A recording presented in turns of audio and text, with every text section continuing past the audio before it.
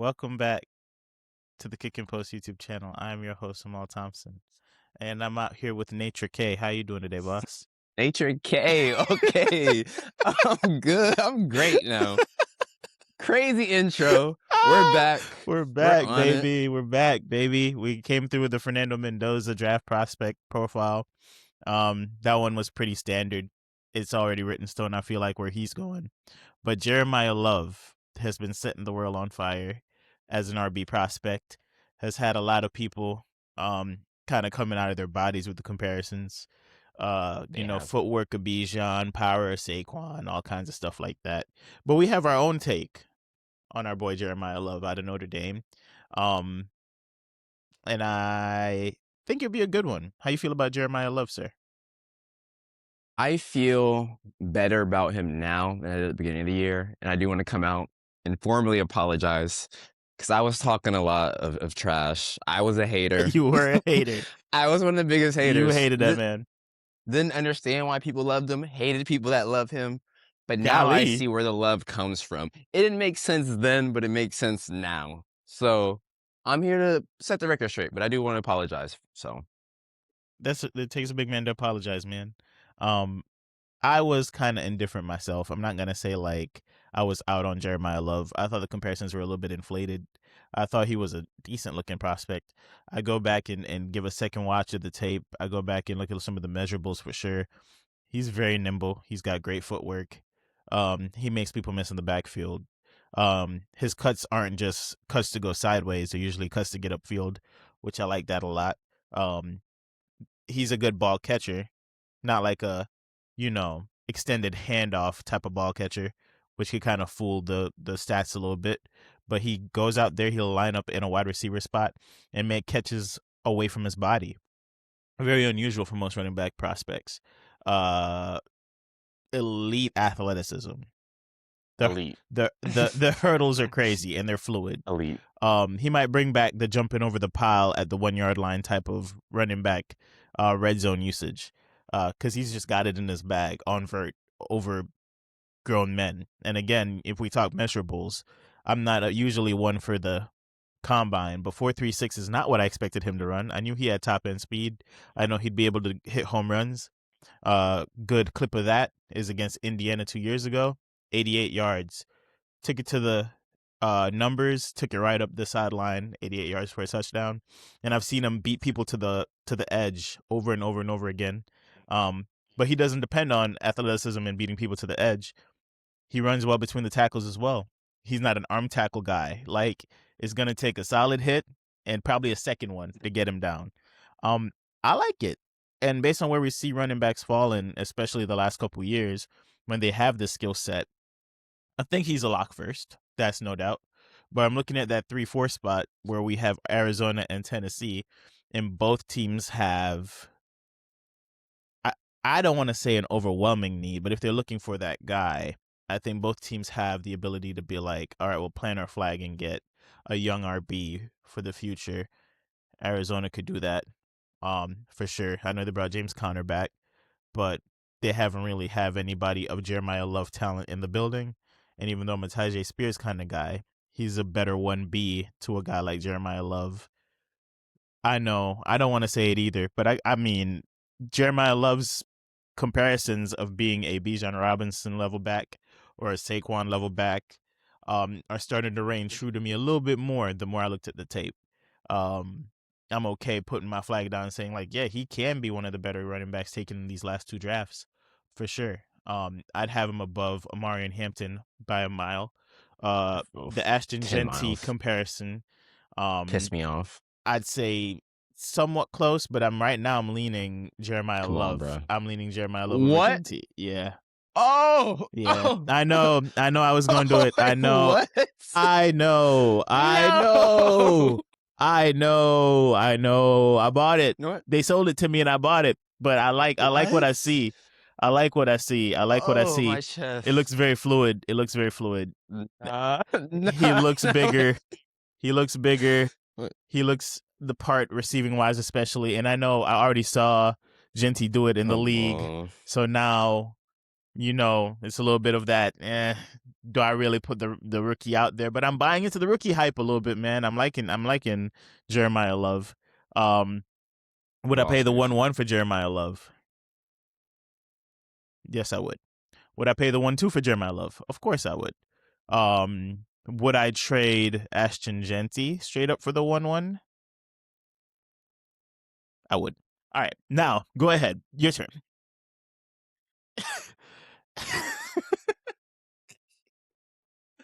Just give me a second. Give me a second. Oh God, yeah, yeah. I know, man. I'm sorry. Let me further add. Let me What? further add though. Let me further add though. Nothing to add. Hold on. Let me further add though. Let me further add though. Okay. Landing spot is somewhat dependent. If he lands in Arizona, I'm less likely to trade Genty for the 1-1. If he lands in Tennessee, I love it because that means they're off of Tony Pollard. And if I believe Cam is going to take that next step this year, having him tethered to that offense in an AFC South that is pretty mediocre, I could see me getting better return this year out of a Jeremiah Love than the return I'd be able to get out of Genty, out of a Las Vegas team that's still figuring it out. It's moving of assets. It's in fantasy especially. It's not all about who's the completely better prospect. Sometimes it's just who's in the I better get that. situation. That's what I'm saying. So that's what I'm Put it talking in a about. vacuum. Put Okay. it in a vacuum. Who are you picking? And just in a vacuum. Bro, that Jeremiah Love tape is selling me, bro. I don't know. Okay, you know what? Maybe I need to watch the tape again. I'm Maybe it's me. sorry. I'm sorry. And I You got get me it. Like, apologizing, and that's why I get upset. This is why I get upset, because of these takes right here. There's no world I will ever live on that I'm taking Genty over Love. Now, like you you mean said, that you aren't taking Genty over Love? yeah, Yeah, yeah, that yeah, I'm yeah. not. But like you said, systems, situations all matter. Not to say that he won't be a better player, but just in a vacuum, I just can never see myself not picking Genty. Like, I mean, I was the one that was calling him off camera Aaron Jones like. I think he's definitely a step above that now watching him, because again, this game's a receiving game as well, man. And I think in the nature can't have some issues. you saw that? I think in fantasy especially, getting upfield with these receptions matter. The style of receptions matter, and I like what I saw with the way he catches the ball. And again, if he lands with like a Cam Ward who does a lot of things off script, and we'd expect him to be running the football, he's not going to really be running the football the same way he used to at Miami, right? He's going to dish it out where he sees fit, and I could see him being a good fit there. If he goes to Arizona, at least for now, Jacoby Brissett, has a propensity to have some dump offs as well, right? Some short passes. We've seen him hit guys over and over and over again if he builds a rapport with them. It's just, again, go rewatch the tape. Again, I'm not saying they're one for one. It's just, I'm sold. I think he's gonna go where the draft capital kind of invests in the back already. He's gonna be probably one of the highest paid backs in the league based on where he goes. And I like what I'm seeing. That home run ability it's there. And I'm not saying you're wrong. I'm not saying like, you're wrong. You're right. You're actually more right than I like you to be. But that's why I started off with an apology, because those takes are what makes me want to balance the world of just too much love sometimes. You got to bring them down a little bit. But like you said, draft capital matters. And I think what's interesting is that even Cincinnati had a visit with the boy. Now, even they're recognizing at 10, like, just want to put it out there, Love doesn't get past 10. If Love is at 10, he doesn't get past 10. we're taking him. So Yeah. he's a top 10 lock for sure. But with a team that desperately needs defense, yet goes out and even entertains a guy with their time like that, says a lot about what he has to offer for any team. They see the talent, they see what he can do in multiple ways, to your credit. But that's what I just have to bring things back home, because when I first started getting into Love, I want to say earlier, before this CFB started, those comparisons I could not see. Like the Bijan I heard once he was better than Gibbs, and I'm like almost threw up. I don't think I'm gonna jump out my body and say that, because Right. I think the acceleration Gibbs has, the 0 to 60, there's few people in the league that have that ability. The traits Yeah. that I see from Bijan, the traits that I see from Gibbs, the traits that I see from Genty, I never saw with love, but I learned to understand that the guy's so well balanced everywhere. Like, he has a complete game. So it's like he doesn't have like that one trait that sticks out. And that's what I was looking for in my comparison of like the Bijan, the Gibbs. It's like he doesn't stand out on the field like they did. He doesn't, I don't want to say he didn't make an impact as them, but later throughout the year, I realized that he was also a victim of circumstance because I didn't understand how bad Notre Dame was in comparison to his talent. Like, and correct me if I'm wrong, but like, do they have any other top prospects in this draft? No, I Is mean that we like, really thought this year was going to be a big year for them with some of the people they brought in on the wide receiver front, but none of their wide receivers really made that jump, and unfortunately the quarterback played well, especially down the stretch, but the offense was predicated around getting the ball to Love. yeah, he And the was one defense man did wrecking crew. okay. Yeah, so Like, I think he had a successful college career, won everything you could win as a running back outside of Heisman for awards, right? But it's the I'm a fluid guy. Like when we start talking NBA playoffs, guys who make the game look smooth, guys who are able to get their shot, right? And it doesn't look clunky, I'm gonna side with those guys. And watching Jeremiah Love on the field, it's like a painter. yeah, and that's what It's made me grew just to it's like just him or so grew to love him. yeah. And Gentie's a brute, and I don't hate Gentie, but like it doesn't strike me the same way when I watch him on side by side. But I do have respect for what he did for Boise, and obviously down the stretch in Las Vegas, you started seeing why he was the guy that they went for, right? Catch, run after catch, ability to break tackles behind a very terrible line, like. And I'm not against targeting Genty. I'm in a league right now with somebody who hates Genty. If the 1-2 comes around and Jeremiah Love's gone, and I could shuffle and wiggle my way into offering the 1-2 and a player for Genty, I'm gonna do it. Right? So I don't want y'all to think like I hate Genty. PSA, I don't hate Genty. Thank you. It's Thank just you. Jeremiah Love's style of play really fits what I appeal to when watching prospects. And I've seen how it impacts games in important games. I watched the playoff run last year where he was injured and this man was still a problem for a lot of the playoffs, for the college football playoffs. And then this year, they didn't make it to the college football playoffs, but he was a factor in all their games still when they knew that he was the guy they had to stop, right? Just because he has Notre Dame against his chest, he doesn't get to get that same, like, you know, boost in morale that Genty got because he had Boise State against his chest. You get what I'm saying? Like, everybody's expecting Notre Dame to do something. He's just a part of that Notre Dame cog. No, he was the offense. So Yeah. I, No, I I think agree. I think not getting out of the top 10 is a big factor. I think the pass catching ability, especially early in his career, is what's really going to set him apart. And the ability to hit the home runs. If he gets on the Tennessee Titans, I feel like against, unfortunately, Jacksonville secondary, once he gets to that area, he's gone, right? We don't really have the strongest tacklers in our secondary. The Colts, they don't have the strongest tacklers in their secondary. Houston will be a long Pause. day. Colts just got Cam Taylor Britt, so it's different now. A little bit. A little bit. We'll miss you. A little bit. But But by like that much. And then yeah, the Houston day will be a long day because their whole defense are just yeah. they be hitting stuff. So, but if you're giving me 4 matchups against Jacksonville and Jacksonville and the Colts secondary, I think he'll have the ability to make it to that layer of defense, and he could go 4.36. And he said he felt like he could run 4.2. Everybody gonna say that, but like 4.36 is his size and his skill set. That's what I like to see, man. So I don't know. You know, I'm with the Jeremiah Love hype, and I think my ideal landing spot for him would be the Cincinnati. Bengals.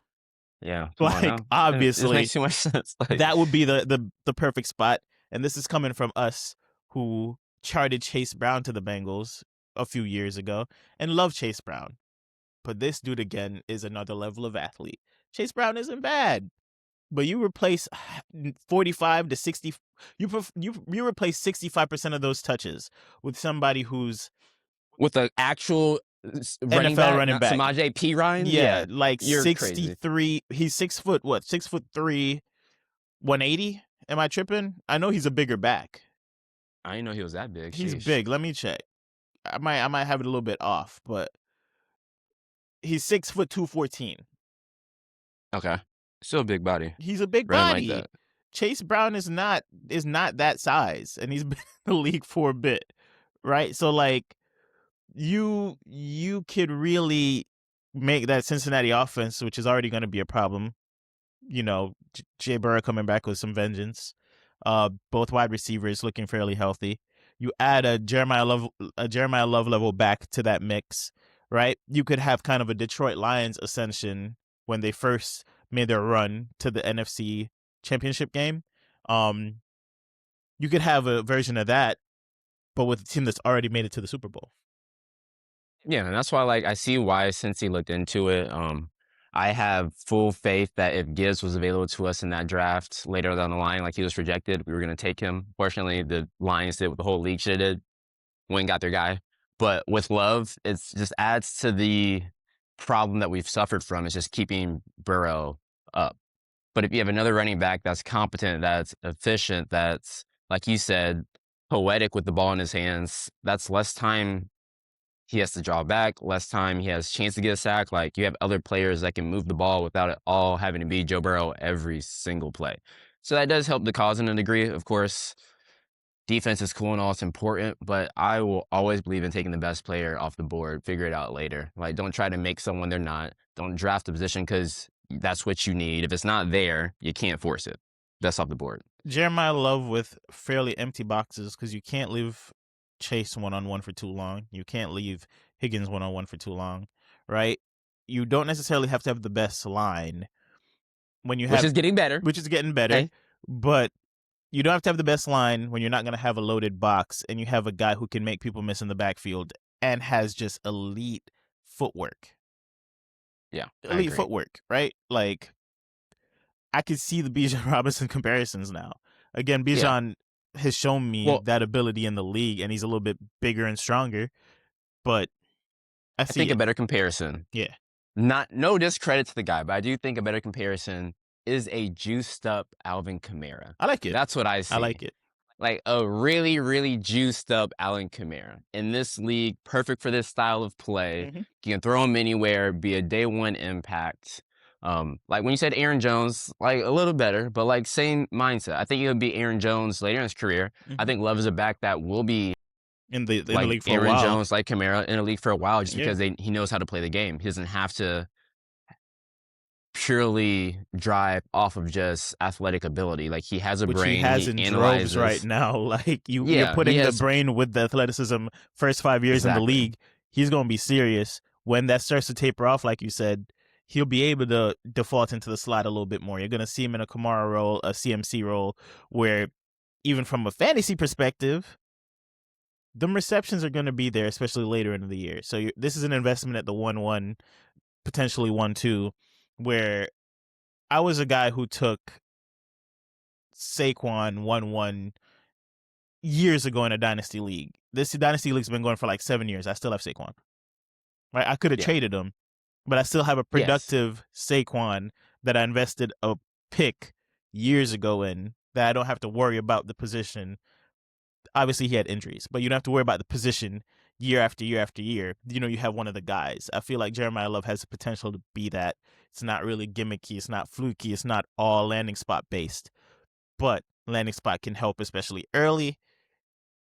And I think he'll be a good factor. Again, I didn't expect Yeah. you know. I mean, And you know, I watch the games, man. I know the Genty was a little you bit know, jarring for you, but but this is where I there's would put him process. over Genty though. I do think he'll have a longer career than Genty just based off play style. That I is think he'll true. have a longer impact than Genty based off play style. But I do think peak for peak, bar for bar, highlight for highlight, Genty's clearing that all day. Like if I The need fun part a is can we play to get to score see? right now, Yeah, I'm giving the ball to Genty. If I'm at the goal line, I'm giving the ball to Genty. Like it's just I hear you, but go back and watch the tape. I will. No, no, I I'm feel going like to it's more because even than you'd like. Because just like how I refuted your Gibbs to Bijan take years ago, I think it's more of a 1A 1B situation. Honestly, I don't think you're losing much on either front at all. I don't think it's and as that's the clear thing. as like, oh, you're on I the don't goal see it. line 1,000% Genty. Go watch it. Go watch it. Go watch it. I think it was Notre Dame against, who did they play? Was it Penn State? On one leg, 2-yard line, 4 broken tackles. Like No, I'll go watch it. he's one of those I'll watch it. ones. So don't be surprised if you turn into a little bit of a lover boy as well after this one. All right? Well, that's why I'm sad. I had a chance to draft him, and I traded the pick, knowing it was gonna be love. I was like, you know what? I Yeah. don't care. And now I'm like, maybe I should have cared a little bit, but my plan is still I working mean, out. So you still got we'll something going on. Like it's not, I don't want to say it's as bad as losing out on a Gibbs or Bijan Robinson currently, because even though we both talking about love like this, or a Genti. or a Genti, even though we're both talking about love like this draft class is fairly weak, and unfortunately, he's getting brought down with that draft class because people are saying the only reason Love is where he's at. Lame, like I don't want to say like novices, but essentially people who aren't like watching the film, looking at the player, they're just looking at the class. They're saying, "Oh, Jeremiyah Love's up there." Oh, it's because there's nobody else around. Partially true, but he'd make noise in last year's draft class, and he definitely would make noise in this next year's draft class if he was coming back. So I think he's a top 4 next year's draft class. This class beforehand, I think it'd be the same situation, like a top 4. Like he's in the conversation. Depends on landing spot. Depends on what you need. But he's top 4 probably 2024 as well. Like he's nice. I'm telling you, he's nice. let me watch the film. You gotta watch the Let me go film, back. man. To go do what we did on some of the previous draft prospect ones. Again, Fernando is pretty much a set in stone. We'll go favorable landing spot, least favorable landing spot. I already said Cincinnati. You agreed Cincinnati for favorable landing spot. Least favorable landing spot, Washington. Yes. I don't like Washington for running backs. Jaden Daniels is never going to be a guy who throws to the running back. It's very similar to like a Lamar Jackson style. You're going to miss out on those receptions quite a bit. But I know the dual threat quarterback and making things easier. I don't know how much of that Jaden Daniels we're going to get going forward. I think you'll still that's the implement a thing. little bit of that, but he's more likely to keep the ball in those runs. The wide receiver core still needs a I little bit of hear you. work. I hear you. The But division, there are winnable matchups in there that could be high scoring. They added Rachaad White for a decent little check. I know he's not great. Rachaad White probably be the 1B if they take him. I think that's my least favorite landing spot. I know.